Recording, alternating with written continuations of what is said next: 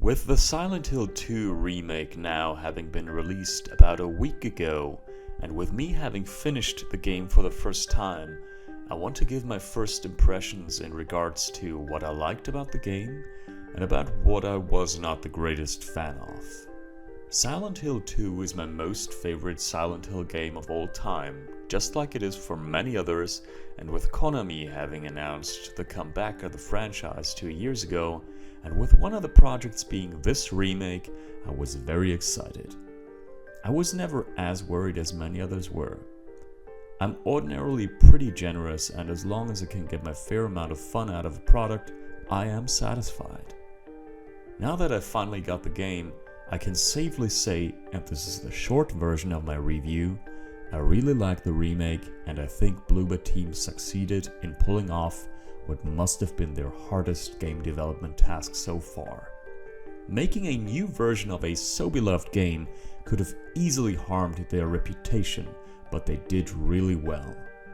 If I had to say which part of the remake I like the most, I would say that it is definitely the beginning. And with that I mean about the first 3 hours or so. They were able to properly show well-known elements of the original from a modern angle, and also what they could implement newly. When the apartment complex reached its halfway point, what turned out to be the greatest weakness of the game, at least for me, finally became apparent, but I will get to that in a moment. Just the first few minutes of the game, which of course we already got to see in the trailers, turned out to be so well done. Silent Hill 2's start is really important. That goes from James's monologue, for which his new voice actor does a really good job and constantly keeps the same quality throughout the game, to Yamaoka-san's background music, which is back and as strong as ever. Many people who talked about this game mentioned the atmosphere, and of course for that not only the music is relevant. The visual composition and the little weird noises are also what makes Silent Hill. Stepping outside of the restroom and seeing the puddles on the ground, or the grayish sky, running through the woods just like in the original with them not looking like you're a bright and nice place at all, but instead listening to your own footsteps and the weird ominous noises making a comeback, it all falls into place and creates an atmosphere as tense as ever. And just like the voice work of James's voice actor, that is also something that Bloober Team was able to keep up during the rest of the game. What I personally really liked was the fact that in the remake you started the game by doing a bit more in the town of Silent Hill itself. Those who played the original know once you entered the town, until you reached the apartment complex, you only had to get the wooden plank and the keys, but if you wanted to actually look at the town itself, you could not really do that. There was only Neely's bar and the trailer. The rest was just models of buildings that, like so many other doors in the games of Silent Hill throughout, so not just Silent Hill 2, would ultimately be nothing but mock-ups, fakes, that made running around the town a bit underwhelming. At least that kind of scarcity was always something that bothered me. And while obviously you still cannot enter all buildings at all, there now is a bit more to do. Some of it you have to do, some you don't. But the fact that you enter the town and you immediately see the flower shop in front of you, which was never accessible in the original, or Happy Burger, and a few others, makes for a bit more of an exciting journey through Silent Hill. It is a bit reminiscent of Silent Hill Downpour, where you also were able to do more in town, and it actually felt like an existing town instead of just a model town. They even went so far to give you a quick tour through a smaller apartment building before you have to get to the actual apartment complex. And I really appreciate that new addition. That is also not where it ends. This time you get to visit the theater or the Moonlight Grove, which are both new places. And I like especially the fact that the Brookhaven Asylum now has an actually existing garden section. In the original game it also existed, but only conceptually on the map. But apart from a little space in the other world, which also makes a return, you had no actual garden there. The remake does. Overall, there are many new places, moments or little additions that I could really appreciate, and I really enjoyed that. It was one of the things where you could feel that Bluebird team consists of fans of this series, and that they went into the making of this game with love and care for details. And they also did not end it there. They added tons of little extras, like a certain out of bounds only detail in James's car, a sign from the PlayStation 2 game, 2 models from the PlayStation 2 game and 2 endings, as well as places that are supposed to be reminiscent of moments or puzzles from the original, which are now considered echoes, and for which you can get a trophy. They even reference Maria's side story and her old outfit. The ominous whisper in the apartment complex, or the invisible enemy in the prison area. That may not necessarily change somebody's opinion about the game if they already had gripes too big with it, but saying that the developers did not put actual effort into this game would be a lie, and I'm all for what they did here. Now all that is great. However, and now I'm getting back to the point of criticism that I teased earlier, Bluebird team for my taste actually was a bit too ambitious with a remake. I like that they did not just try to add new things or give something a new spin, but also that they tried to lengthen some sections. The problem here is, and I felt that in the Otherworld section of the apartment complex first, it all overstays its welcome. The way everything is structured, it follows the same concept in every section. It was the same for the original, and it is practically the same for all Silent Hill games, and also many other games. But when you have to stay in an area for too long and you start noticing the repetition within that one section, that is not necessarily a good thing, especially if you know it is gonna be like that with the other areas as well. If you have to get multiple parts for the same puzzle and they are all scattered throughout the level in several subsections that are all similar, all a bit too long, and all of them have too many enemies plastered in between, it simply starts to get a bit stale. The final part of how you pick up the puzzle piece normally is the one element that is a bit different, but generally all is very similar. It is not a deal breaker for me, but it would not have hurt the game to have less of those sections, or them being a bit shortened. I think that is very similar to The Last of Us Part 2. It was also a game that lasted over 20 hours and was just the same stuff over and over again. The Last of Us Part 2 has it even worse, because it does not even have real puzzles and a story that frustrated many, but in general it was also a game that many consider as something that overstayed its welcome. Now if you would ask me if I would have rather liked less content for my money, then the answer is obviously no. But I do not want too much of the same. If the subsections of the levels would have been a bit more interesting and visually appealing, this might have been a bit different. Which brings me to the next point. In Silent Hill 2 Remake, the Otherworld is different from the original. What I mean by that is that it is a lot more uniform to what the Otherworld is in other Silent Hill games. Overly metallic, rusty, industrial themed, and super orange brownish. The original game did have little bits of that, but it did not use that style in such an overextensive manner. Now it is much more in line with Silent Hill 1, 3, or Homecoming. And that is really unfortunate because a good amount of Silent Hill 2's Otherworld had its very own theme, and that gave it its own personality. I appreciate the original one from Silent Hill 2 a lot more, and I think it is a great loss.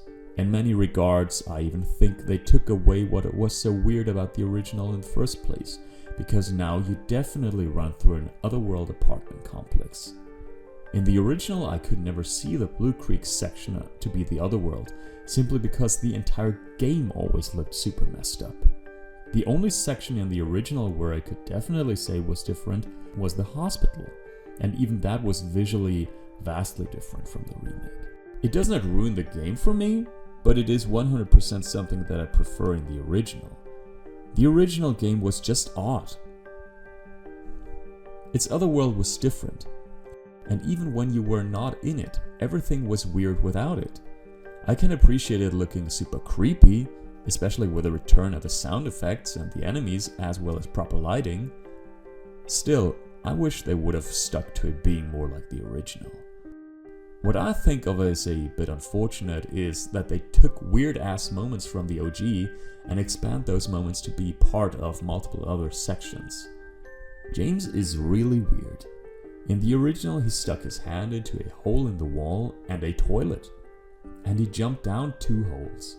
Now he sticks his hand into multiple holes and jumps down multiple holes. Just like the design of the other world, it takes a bit away from how specifically weird certain moments from the original game were.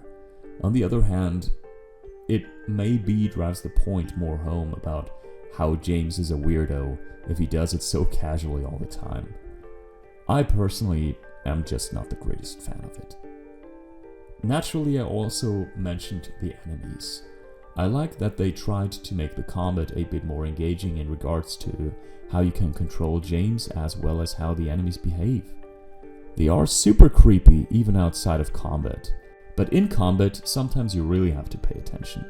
In the remake, they even gave enemies otherworld versions that behaved differently and looked vastly different. Lying figures in the other world, for example, explode on the ground and leave an acid cloud behind that vanishes after a few seconds. Broken-faced nurses, or bubblehead nurses in the other world, are super aggressive and fast. They are super maniacal and reminiscent of the ones from the movies where they swing knives and you just want to get away from them. The mannequins in the other world are now very spider-like and constantly crawl around, waiting for a moment to leap at you. Mannequins were generally designed as super mean because they would constantly hide, and the moment your flashlight starts flickering, they start moving to attack. Maybe that happens with other enemies as well, but I could only see it a few times for them. In general, I like it that they make a bit more out of the enemies, and now you practically need to fight them because they can get so aggressive, or because there are multiple of them.